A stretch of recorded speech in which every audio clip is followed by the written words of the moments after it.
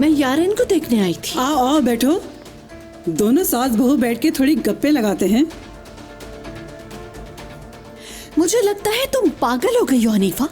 अपनी औकात में रहो, हद पार करने की कोशिश मत करो। आज जो कुछ हुआ है उसके बाद लगता है तुम्हारी याददाश्त चली गई है।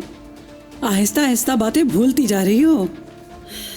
एक तो चोरी भी करती हो, ऊपर से सीना जोरी भी करती हो। मुझे आंखें दिखाने से बेहतर है अपनी बेटी को ये आंखें दिखाओ जिसने ये सब किया।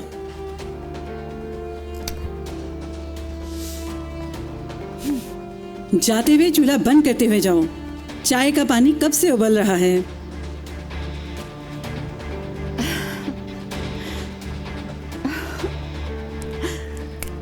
मुझे क्यों ऐसा लगता है कि याद दिलाना पड़ेगा कि मैं कौन हूं। मुझसे दूर रहने में ही तुम्हारी भलाई है।